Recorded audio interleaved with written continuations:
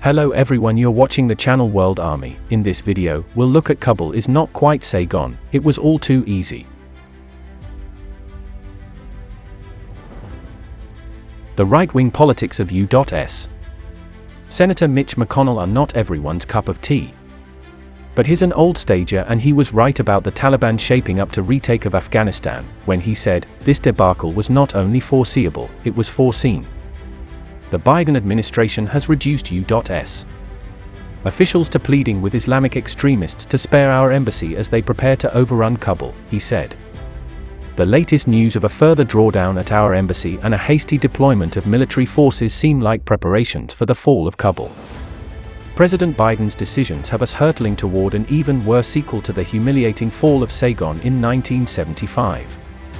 The sheer speed of the fall as the militia fanned out across the country was as breathtaking as it was heartbreaking for the Afghans who believed in America and those who backed Washington's efforts over 2 decades to rescue what was a failed state.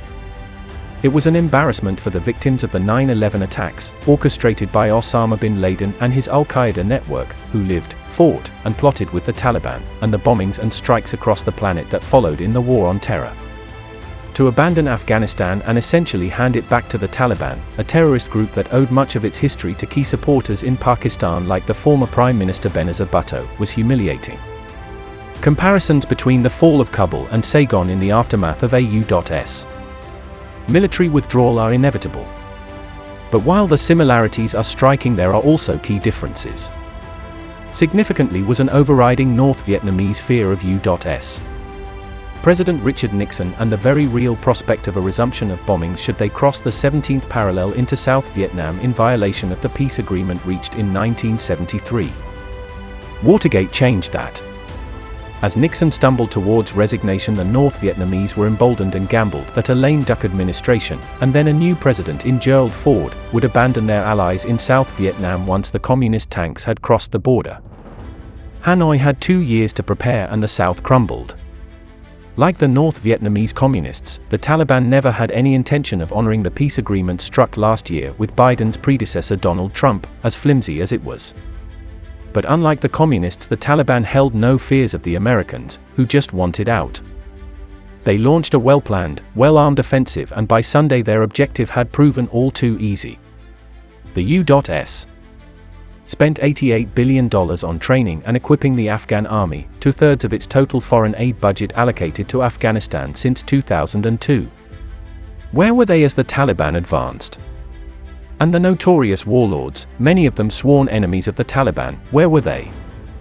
Afghanistan's endless civil wars, the factional and ethnic brawling of the last half-century, had resulted in an ocean of constantly shifting alliances and double-dealing that gave rise to an old adage, you can rent an Afghan but you can't buy one. Back in 2009, CNN reported that some experts believed the U.S. military was paying militiamen to quit the Taliban in what was dubbed a temporary loyalty program. Warlords are paid to fight, and sometimes they are paid not to fight, and in the handful of weeks leading up to the fall of Kabul, the military evaporated and the warlords simply opened the gates and let the Taliban march through in their convoys of Japanese SUVs. The question is, who paid them? For clues, one should look at who has the most to gain from the Taliban's return to power. Put simply, an offensive of this magnitude would not be possible without the knowledge of Pakistan or its intelligence services, who are adept at whispering from the sidelines. The Taliban shattered what was called the Agreement for Bringing Peace to Afghanistan. Biden is neither a Nixon nor a Ford, but the future of his administration is hanging on what comes next, and his options, including a resumption of military strikes, are many.